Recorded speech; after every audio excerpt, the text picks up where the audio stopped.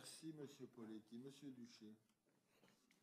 Oui, Monsieur le Président, mes chers collègues, un mois à peine après la publication de la loi de programmation, le gouvernement a annoncé, puis confirmé le 12 février dernier, devant le Comité des finances locales, qu'il doublait l'effort demandé aux collectivités.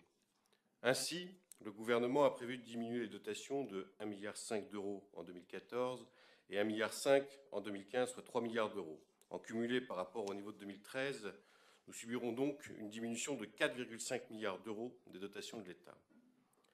Alors que le précédent gouvernement appliquait un gel des dotations de l'État, provoquant l'ire des exécutifs socialistes, l'actuel gouvernement leur impose un coup de massue sans précédent. Et la majorité socialiste du Conseil général reste particulièrement silencieuse face à cette attaque en règle contre les collectivités.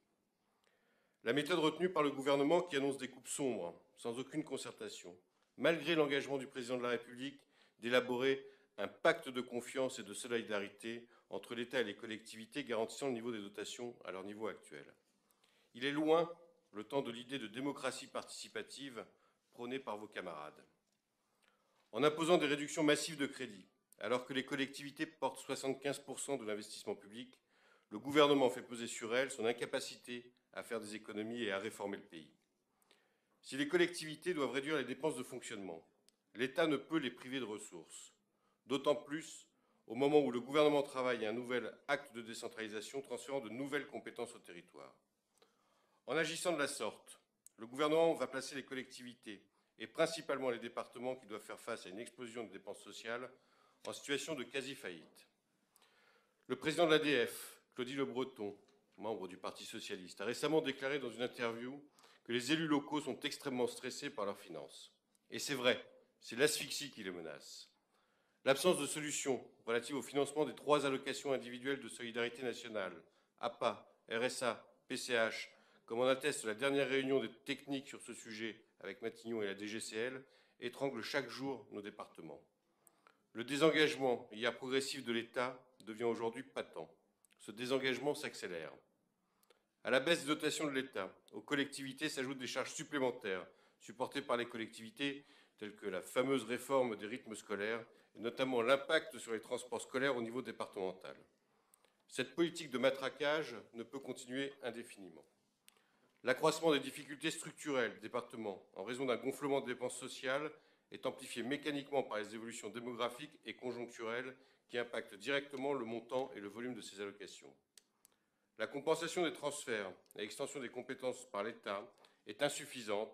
La prise en charge croissante du coût de ces allocations n'est plus soutenable pour les finances départementales du fait de l'inadéquation structurelle existant entre ressources et compétences. Autre sujet de discorde et de non-sens, la création du conseiller départemental. Mais quel bidouillage politique! Rappelons le principe. Les citoyens éliraient non plus une personne, mais 2, un homme, une femme, sur un canton élargi, plus ou moins 20 000, 30 000 habitants par canton pour l'heure. Je voudrais attirer l'attention sur ce tripatouillage électoral qui va porter un nouveau coup aux territoires ruraux, tout en augmentant le nombre de conseillers pour notre département. Quel intérêt alors? À part le fait de redécouper en faveur d'élus socialistes et leurs amis communistes et verts. Encore de nouvelles indemnités à verser. Et on ose nous parler d'économie. Ce projet de loi cause un dommage considérable au département puisqu'il lamine la représentation des territoires ruraux dans les collectivités locales et menace les équilibres souvent déjà fragiles entre l'urbain et le rural. De fait, la cohésion territoriale sera en danger.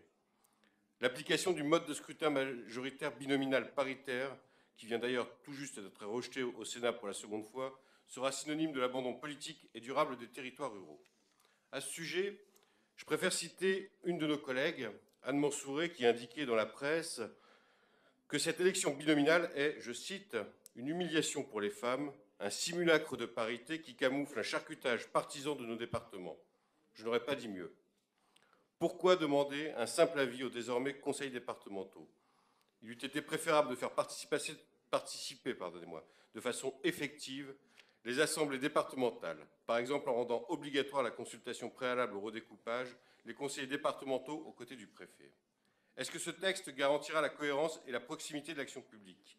Il faut en douter, en raison du flou qui embrume la future gouvernance territoriale, qui éloignera et désintéressera progressivement le citoyen de la vitalité de nos territoires.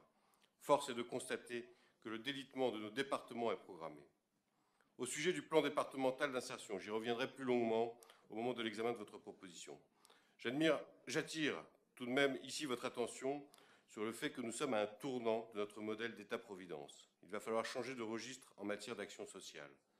Ce changement pose deux questions, à savoir quelle ligne de partage entre sphère publique et sphère privée.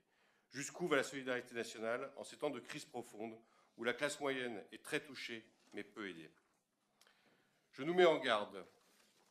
Veillons à ne pas stigmatiser une partie de la population, ceux qui sont aidés, et se mettre à dos les autres.